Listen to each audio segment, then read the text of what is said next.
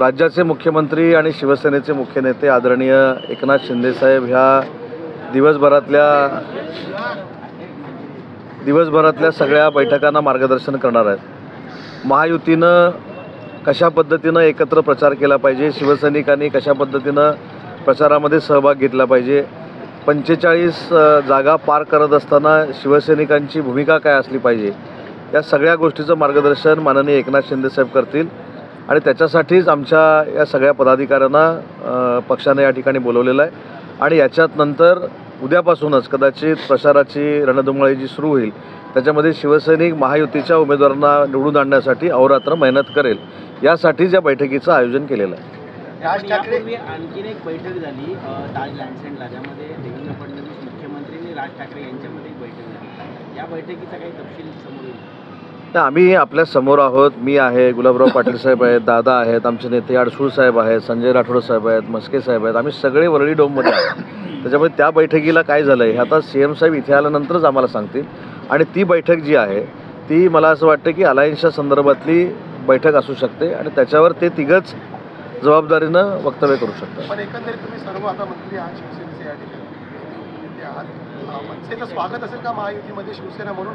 पुन्हा एकदा ठाकरे तुमच्या सोबत यायला? महायुतीमध्ये मनसे जर सामील होणार असेल तर आम्ही त्याचं स्वागतच करू। या सगळ्या गोष्टीचे निर्णय घेण्याचे अधिकार आम्ही सगळ्यांनीच, म्हणजे आम्ही मंत्र्यांनी असेल, आमदारांनी असेल, सगळ्या शिवसैनिकांनी, आमचे मुख्य नेते एकनाथ शिंदेसाहेबांना हे अधिकार दिलेले आहेत। त्याच्यामुळे जो निर्णय एकनाथ शिंदेसाहेब अलायन्सच्या बाबतीमध्ये, तिकिटांच्या बाबतीमध्ये घेतील त्याचं पूर्ण ताकदीनं आम्ही सगळे शिवसैनिक समर्थन करू। कोट्यातून जागा सोडावी लागेल का असे चित्र देखील, कारण दक्षिण मुंबईसाठी आणि शिर्डी लोकसभा मतदारसंघ याच्यामध्ये मी अनेक वेळा आम्ही सगळ्यांनीच सांगितलेलं आहे की हा सगळा अधिकार जो आहे तो आम्ही एकनाथ शिंदेसाहेबांना दिलेला आहे।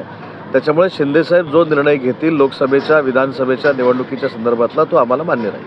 विरोधक कायम असं म्हणतायत की खासदारांच्या निवडणुकीमध्ये सर्व उमेदवारी देण्यापासूनचे सर्व अधिकार शिवसेनेचे भाजपचे नेते घेत आहेत। मग आत्ताचा जो खासदार कुणाला द्यायचे हा निर्णय देखील आता भाजपच घेणार का असं विरोधक म्हणतात? मला असं वाटतं की पहिली गोष्ट, जे कोण आमच्यावर टीका करतायत त्यांची सभा सांगलीमध्ये आहे, त्या सांगलीच्या सभेवर काँग्रेसनं बहिष्कार टाकले ते आधी बघावं आणि मग दुसरीकडे बघावं।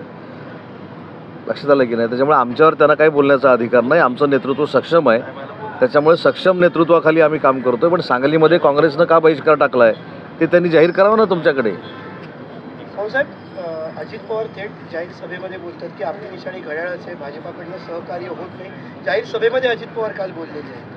नाही, तो राष्ट्रवादीचा वैयक्तिक प्रश्न आहे। अजित पवार साहेब कुठं बोलले ते आम्ही तर कोणी बघितलेलं नाही किंवा आम्ही ऐकलेलं नाही। त्याच्यामुळे अजित पवार साहेबांच्या भाषणावर ते राष्ट्रवादीचे प्रमुख असताना आम्ही त्याच्यावर स्टेटमेंट देणं योग्य नाही। महाविकास आघाडीतून आज बैठक होती, बाळासाहेब आंबेडकरांना मात्र निमंत्रण नाही, जवळपास मंच पुन्हा एकदा बाहेर पडले असं चित्र दिसतंय। महायुतीशी काही संपर्क झालेला आहे का त्यांना? महाविकास आघाडीतनं अनेक लोक अशी बाहेर पडत आहेत। पहिला नितीश कुमार साहेब पडले, त्याच्यानंतर अनेक लोक बाहेर पडले।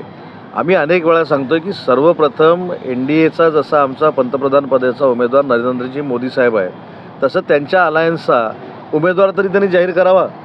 ज्या अलायन्सला पंतप्रधान पदाचा उमेदवारच नाही त्यांच्यावर आम्ही त्यांच्यावर बोलून त्यांना मोठं करू इच्छित नाही।